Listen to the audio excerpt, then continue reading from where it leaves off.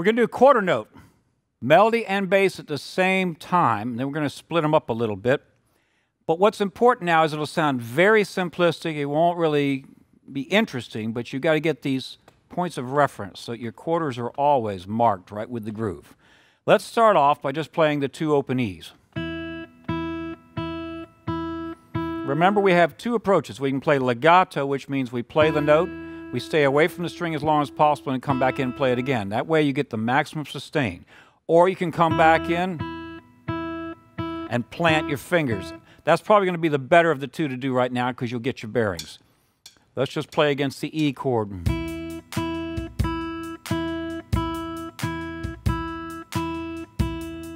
Play along.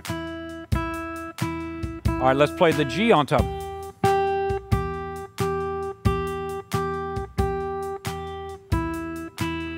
So you got two options on that first string. Now watch what I'm going to do.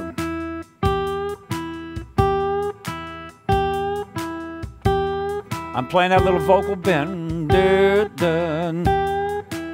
A great model for this spoonful, spoonful, the old Cream song.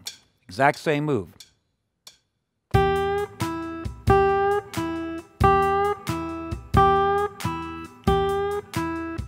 So when I'm bending that, I'm using second and third fingers, and I got my first finger to keep the noise down, thumbs around, I'm twisting with my forearm.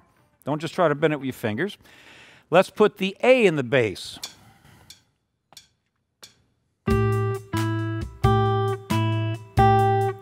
Now, I'm not a fan of going... The reason being, and I'm just going to show this to you, the chord you're playing over is an A7. G is in the chord. You don't want to bend away from it because you're bending toward a major 7. So I don't suggest you bend that G. If you do, just a tiny, tiny bit, just for a little vocal inflection, but be very cautious. Always listen to what you're playing on top, meaning your finger, with what's going on the bottom. Now let's put the B in the bass. Same riff.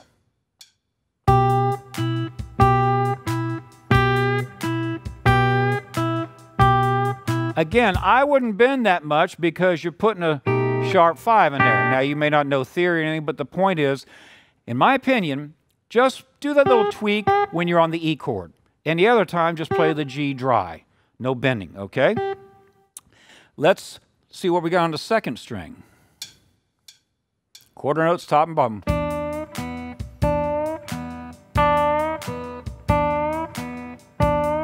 Now, I really need to bend it all the way up to the E. It's a whole step. It would be different if I was going... Because I want you to think about this. Here I have an E7 chord. That's the sound of the chord that's going on. If I bend up to... Hear how pretty the major 7 is? So we have a D sharp, and an E. The D's good because in a scale the E's good. So if you go... It's as if I went... and I'm just heading toward there chromatically. That's okay. But if I go... That won't sound well over the E. Over the A, it's not going to sound well. But over the B, it's going to sound great because you're moving into a note that's in the chord. Now, I don't want to bog this lesson down a lot of theory. Most of my courses are very theory heavy. But when you start bending strings, really listen to what does it sound like. Don't just bend a string because you think you're supposed to or it looks cool or it's what you saw somebody else do. Listen to the sound that's produced and sing along with it and see if that's what you would sing. It's real important to be singing these lines. So we got the B. Now if I go... Now it gets kind of tricky because it's a bit of a handful to hold the B and not bend that and bend the D up. So if it's too much to handle, you don't want to do it, don't do it. There are a lot of other options you have.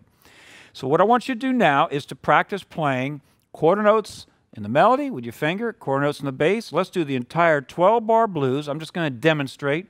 And this is just an example. Very simple, but I'm in chart number 9.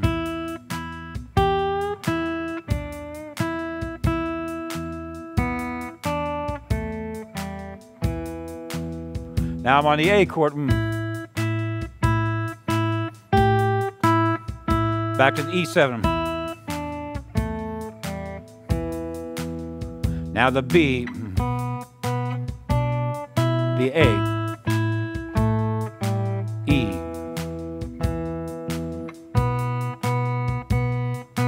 Did you hear how I was locking up with those chords? Because if it was an E and a bass, I had an E with a thumb, and perhaps an E with a melody, or a B with a melody. For the E chord, you have two real strong tones, the E note and the B note. That forms a power chord.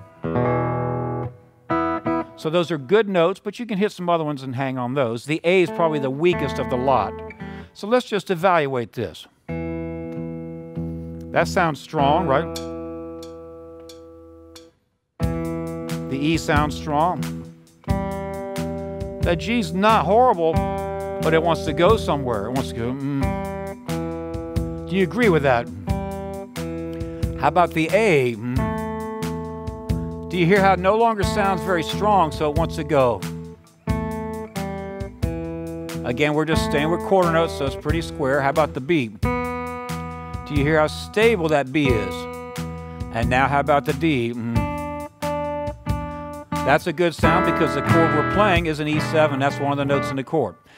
So out of the 5 notes, you've got a really strong one, the root. You've got another really strong one, the 5th, the B.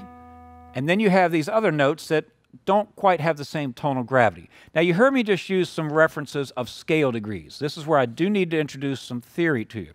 Diagrams 2, 3, and 4 show how those notes, the notes E, G, A, B, D, how they function against an E bass note, an A bass note, and a B bass note. This is going to be important later on because it'll make sense why you're going to go to this note, because it's in the chord. So roots and fifths are always strong. You can see that for the E chord, we have the root on top, and we got a fifth right there. We got another root right there. For the A chord, we have the 5th of the A chord right there, and we have the root of the A chord. Then we have another 5th right there. For the B chord, we only have the B, which is the root. Okay, so that was examining the roots and the fifths.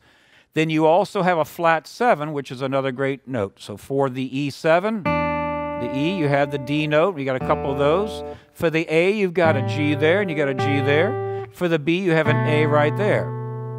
So those, you hear, that brings you some color. Spend some time just with a note like that and help you understand the theory a little bit if you do reps, and just listen to how that note sounds, and you'll agree with me. Yeah, root sounds strong, a 5th sounds strong, flat 7 sounds strong, but those other tones don't necessarily sound strong. It's very important you do that because through all these rhythm exercises, we're going to be using the same melodic information.